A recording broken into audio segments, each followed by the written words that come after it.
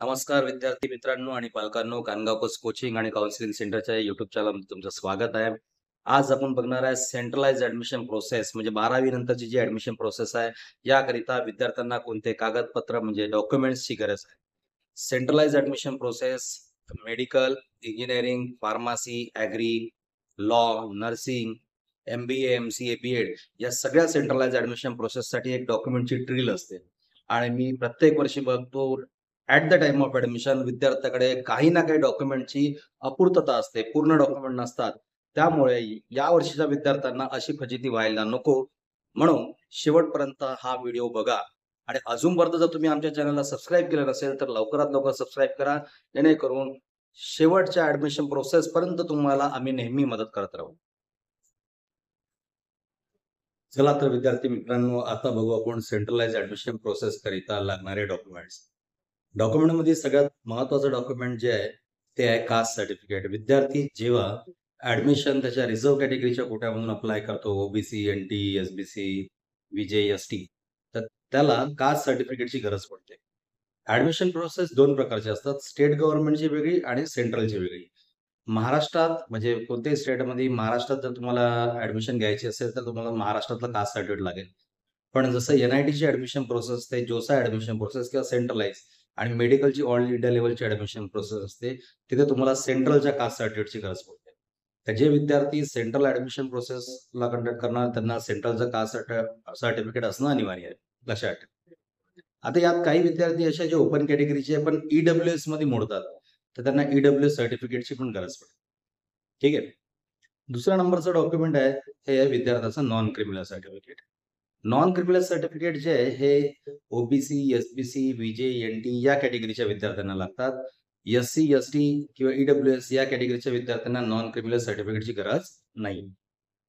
Non criminal certificate काढताना हे लक्षात ठेवा, की तुमचं सर्टिफिकेट हे कमीत कमी या वर्षीच्या ॲडमिशन प्रोसेससाठी 31 मार्च 2026 पर्यंत व्हॅलिड असायला पाहिजे. 31 मार्च 2026.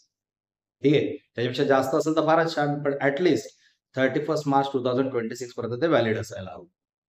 ओके. तिसऱ्या नंबरचं डॉक्युमेंट आहे कास्ट व्हॅलिडिटी. हा सगळ्यात महत्त्वाचा डॉक्युमेंट आहे. हा जर डॉक्युमेंट तुमच्याकडे नसेल, तर तुमची तुमच्या कॅटेगरीमधून ॲडमिशन होणार नाही किंवा तुम्हाला स्कॉलरशिप कोणत्याही प्रकारची स्कॉलरशिपचं बेनिफिट भेटणार नाही. तुमची फीज माफ होणार नाही. त्यामुळे कास्ट व्हॅलिडिटी हा सगळ्यात महत्त्वाचा डॉक्युमेंट आहे. चौथ्या नंबरचं डॉक्युमेंट जे आहे ते आहे डोमिसाईल सर्टिफिकेट. डोमिसाईल किंवा नॅशनॅलिटी सर्टिफिकेट आपण त्याला म्हणतो. हे सर्टिफिकेट तुमची नॅशनॅलिटी किंवा डोमिसाईल प्रूव्ह करतं. जसं महाराष्ट्रात ॲडमिशन घ्यायची असेल, तर महाराष्ट्राच्या विद्यार्थ्यांना 85% सीट्सचं रिझर्व्हेशन असतं. ते तुमच्या डोमिसाईल सर्टिफिकेटने सिद्ध होतं. नेक्स्ट डॉक्युमेंट आहे इन्कम सर्टिफिकेट. तुम्हाला तुमच्या पालकांचं वार्षिक उत्पन्न सर्टिफिकेट हे पण तुम्हाला 1 एप्रिल नंतर काढायचं आहे. म्हणजे ॲट लीस्ट ते 31 मार्च 2026 पर्यंत व्हॅलिड असायला पाहिजे. त्यानंतरचं डॉक्युमेंट आहे 10वी ची मार्कशीट. जे विद्यार्थी 10वी स्टेट बोर्ड किंवा सी पास झाले असतील, त्यांना 10वी ची मार्कशीट ओरिजिनल स्वरूपात त्यांच्याकडे असणं गरजेचं आहे. पण विद्यार्थी जर स्टेट बोर्डचा असेल, तर त्याच्याकडे 10वीचं बोर्ड सर्टिफिकेट पण असणं गरजेचं आहे. सी विद्यार्थ्यांना 10वीचं बोर्ड सर्टिफिकेटची गरज नाही, कारण त्यांची मार्कशीट म्हणजेच त्यांचं बोर्ड सर्टिफिकेट असतं.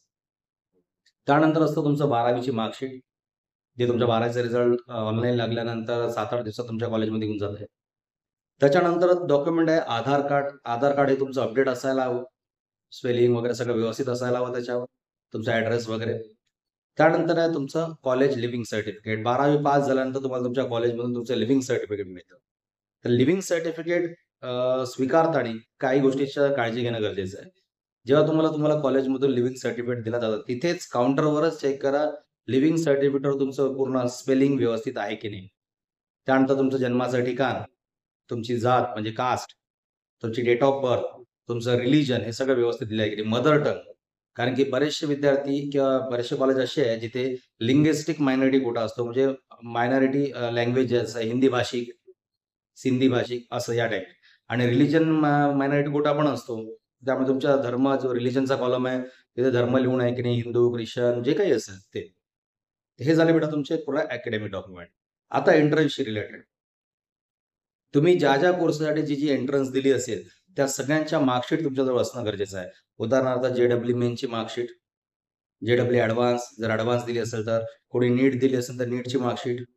मेडिकलची जी ॲडमिशन प्रोसेस आहे, एम-बी-बी-एस, बी-डी-एस वगैरे सगळं. इथे नीटची मार्कशीट, नीटचा ॲप्लिकेशन फॉर्म आणि नीटचं ॲडमिट कार्ड हे तिन्ही लागतं. त्यामुळे मी विद्यार्थ्यांना आवर्जून आधीच सांगून ठेवतो, हे तिन्ही डॉक्युमेंट व्यवस्थित ठेवा. कारण की बऱ्याचशा विद्यार्थ्याकडे ॲडमिट कार्ड राहत नाही, ॲप्लिकेशन फॉर्म राहत नाही. मग वेळेवरती लिंक डिसअपिअर होऊन जाते आणि ते मिळणार नाही. त्यामुळे नीटच्या मार्कशीट, नीटचं ॲडमिट कार्ड आणि नीटचं ॲप्लिकेशन फॉर्म. जर कोणी एम-एस-टी, सी-ई-टी दिली असेल, पी-सी-एम, पी-सी-बी त्याच्या मार्कशीट, कोणाला नर्सिंगला ॲडमिशन घ्यायची असेल तर एम-एस नर्सिंगची मार्कशीट, कोणाला लॉला ॲडमिशन घ्यायची असेल तर लॉची मार्कशीट, कोणाला एम-बी-ए, एम-सी-एसाठी घ्यायचं असेल त्याच्या मार्कशीट्स, बरोबर आहे. त्याच्यानंतर कोणाला बी-बी-ए, बी-सी-ए करायची आहे तर त्याची मार्कशीट. या व्यतिरिक्त बेटा काही स्पेशल डॉक्युमेंट लागते. एखादी विद्यार्थी जर दिव्यांग असेल म्हणजे हँडिकॅप असेल, तर त्याला हँडिकॅपचं सर्टिफिकेट लागेल. एखादी विद्यार्थी ज्याचे बाबा एक्स सर्व्हिसमॅन असेल म्हणजे मिलिटरीमध्ये आहे, जॉब करतात आहे, करंट सर्व्हिसमध्ये आहे किंवा रिटायर झाले, तर त्यांना एक वेगळं सर्टिफिकेट भेटतं सोल्जर बोर्ड करून. त्याचा प्रोफार्मा मी आपल्या चॅनलमध्ये शेअर करणारच आहे. ठीक आहे. तर हे सगळे डॉक्युमेंट्स तुम्हाला रेडी ठेवायचे. आता तुम्ही म्हणाल, "सर रिझल्ट तर लागलाच नाही आमचा अजूनपर्यंत कसं?" पण ही प्रोसेस लक्षात ठेवा, ही डॉक्युमेंटरी तुमची पूर्ण व्यवस्थित असणं गरजेचं आहे. आणि वेळेवर कोणतेही डॉक्युमेंट तयार होत नाही बेटा. त्यामुळे तुमच्याजवळ तुमचे पूर्ण डॉक्युमेंट असायला आम्ही आमच्या काउन्सिलिंग सेंटरतर्फे एक विद्यार्थ्यांना फ्री सुविधा प्रोव्हाईड करतो. विद्यार्थ्यांना आम्ही डॉक्युमेंट स्कॅनिंग प्रोव्हाईड करतो. फ्रीमध्ये आम्ही त्यांचे डॉक्युमेंट स्कॅन करून देतो. त्यामुळे तुमच्याजवळ तुमचे डॉक्युमेंट स्कॅन करायला आता बराच वेळ आहे. तर तुम्ही लवकरात लवकर कानगावकर कोचिंग आणि काउन्सिलिंग सेंटरला डॉक्युमेंट्स घेऊन स्कॅनिंगसाठी येऊन जा.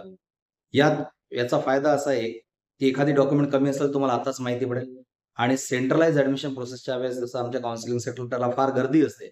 तर डॉक्युमेंट ऑलरेडी स्कॅन करून राहिले तर तो थोडा बेनिफिट होतो. लवकरात लवकर तुमचं 5-10 मिनिटात काम होऊन जाईल.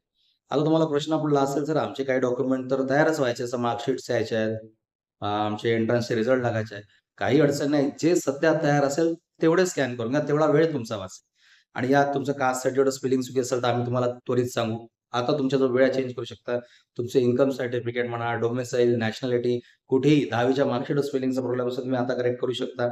त्यामुळे हे सगळे डॉक्युमेंट तुम्ही तयार करा. आणि लवकरात लवकर कानगावकर कोचिंग आणि काउन्सिलिंग सेंटरला हे डॉक्युमेंट घेऊन या. आम्ही तुमचे डॉक्युमेंट स्कॅन करून तुम्हाला परत करू. आणि हे निःशुल्क आहे. याच्यासाठी काहीही पैसे तुम्हाला लागणार नाही. जर तुम्हाला हा व्हिडिओ समजलाय, पसंत आला तर आमच्या चॅनलला लाईक करा, सबस्क्राईब करा आणि समोरच्या अपडेट्ससाठी नेहमी आम्हाला जोडून राहा. धन्यवाद.